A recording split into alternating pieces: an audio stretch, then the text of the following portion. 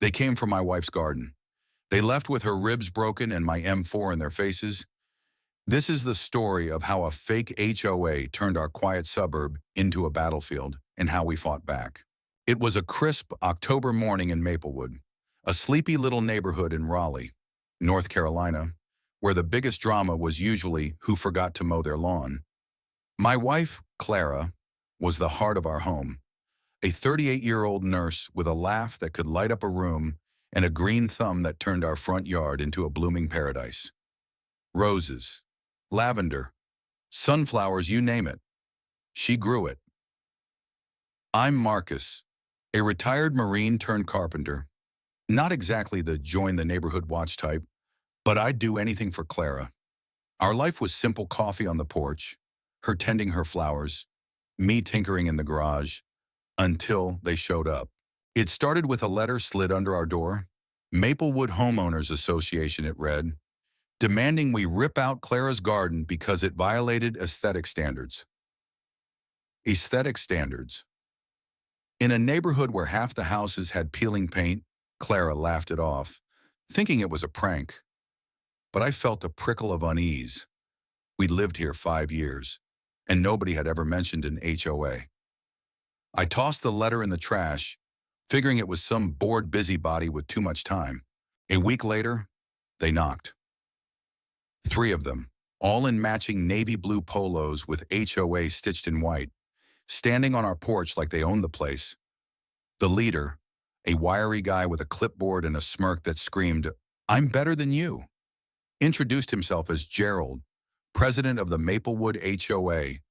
His sidekicks, a stocky woman named Brenda and a lanky dude who just nodded like a bobblehead, flanked him. Gerald handed me a citation, $500 for non-compliant landscaping. Clara, watering her roses, froze. "We don't have an HOA," she said, voice steady but eyes narrowing. Gerald's smirk widened. "Oh, you do now? Check your deed." I'm not proud of it, but I slammed the door in his face. Something about those 3 felt off, like they were playing a part, not living it. Clara, ever the peacemaker, suggested we look into it. We dug through our closing papers, called the county, even asked our neighbors. No HOA, not a trace. Maplewood was a free community. No covenants, no restrictions. So who the hell were these people? The next week, the HOA escalated. They posted signs on our lawn: violation, remove plants or face fines. Neighbors started whispering. Old Mrs. Jenkins across the street said she'd gotten a similar letter about her bird bath. The Patels next door were cited for their kids' basketball hoop. It wasn't just us, they were targeting everyone. Clara, stubborn as hell, refused to back down. "They're not touching my garden," she said, her voice steel. I love that fire in her, but I was starting to worry. These weren't just nosy neighbors. They were organized, and they were relentless. Then came the vandalism. One morning, we woke to find Clara's roses uprooted, their petals scattered like confetti across the lawn. She cried for hours, kneeling in the dirt, trying to save what was left. I held her, promising we'd fix it, but inside, I was boiling. That night, I caught Brenda sneaking around our yard with a can of spray paint, defacing our mailbox with HOA fines due. I grabbed her arm gently, but firm, and she squealed like I'd attacked her. "You'll regret this," she spat, running off. The next day, a new citation, $1,000 for assaulting an HOA officer. Assault, I'd barely touched her. The neighborhood was splitting. Some, like the Patels, paid the fines out of fear. Others, like Mrs. Jenkins, fought back, but they were old, tired, or just confused. Nobody knew who these HOA people were, but their threats were working.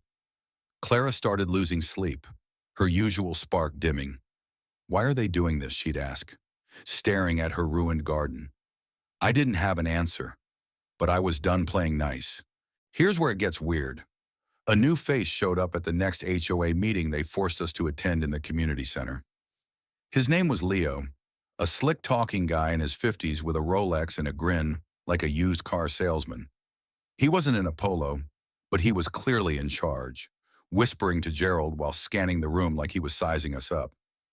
The meeting was a circus, Gerald droning on about community standards, Brenda handing out more citations, and Leo just watching, like a shark circling prey. I leaned over to Clara and muttered, "This guy's trouble." She nodded, but her eyes were on a woman in the back, quietly sobbing as she held a fine for her unapproved porch swing. That's when I started digging. I'm no detective, but I've got a laptop and a grudge. A few hours on Google, some calls to old Marine buddies who know their way around records, and I found it Gerald, Brenda, and their crew weren't from Maplewood. They weren't even homeowners. They were part of a scam, a fake HOA racket that had hit other towns, extorting money from neighborhoods without real HOAs. Leo, he was Leonard Voss, a small-time con artist with a rap sheet for fraud. They'd set up shop, bullied people into paying fines, then vanished with the cash. My blood ran cold. These weren't just annoying neighbors, they were criminals. And they were targeting my wife. The breaking point came on a Friday. Clara was replanting her garden, determined to take it back, when Gerald and Brenda rolled up in a pickup truck. No warning, no words, they started ripping out her new sunflowers, tossing them into the bed of their truck.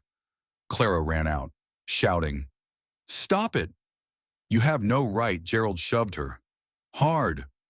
She fell, hitting the curb, and I heard a crack that stopped my heart. I was in the garage, but I was at her side in seconds, her face pale, her breathing shallow. My ribs, she gasped, clutching her side. Gerald just stood there, clipboard in hand, like he'd done nothing wrong. Brenda smirked. I saw red. I didn't think. I just acted. I sprinted to the garage, grabbed my M4 carbine locked and loaded, a habit from my Marine days, and stormed back out. "Get the hell off my property," I roared, rifle raised but not aimed. Gerald's smirk vanished. Brenda froze. The neighbors, drawn by the shouting, spilled out of their houses. Mrs. Jenkins gasped. The Patel's kids hid behind their mom. Leo, who'd been watching from the truck, stepped out, hands up, all fake calm. "Whoa, buddy. Let's not do anything stupid," he said, like I was the one breaking laws. "Stupid," I snapped, my voice shaking with rage. "You pushed my wife. You broke her ribs. You're not an HOA. You're thieves." The crowd murmured, heads turning. Leo's charm faltered, but he tried to spin it. "This is a misunderstanding. We're just enforcing rules." That's when Mrs. Jenkins, frail but furious, stepped forward, holding up her own citation. "You're no HOA. I called the county. Maplewood's never had one." The Patels chimed in, then others, their voices rising. The air crackled with anger, years of quiet resentment boiling over. Then came the twist. The sobbing woman from the meeting, Maria, pushed through the crowd. She wasn't just a neighbor, she was a private investigator, hired by another victim in a different town to track Leo's crew. "I've got proof," she said, holding up a folder. "Bank records, fake IDs, complaints from 3 other states." Leo's face went white. Gerald dropped his clipboard. Brenda bolted for the truck, but the Patel's teenage son blocked her path, arms crossed. The crowd closed in, not violent, but unyielding. A wall of fed-up neighbors. Clara, still clutching her side, stood up, her voice cutting through the chaos. "You thought you could bully us, scare us, take our money. You're done." The crowd roared, phones out, recording everything. Leo tried to talk his way out, but Maria was already on the phone with the police. Sirens wailed in the distance. I lowered my rifle, not because I was calm, but because I knew justice was coming. Not from my gun, but from the truth. The cops arrived, cuffs out. Gerald and Brenda were sobbing, Leo stone-faced as they were led away. Clara went to the hospital, 3 cracked ribs, but she'd be okay. The neighborhood threw a block party that night, partly to celebrate, partly to heal.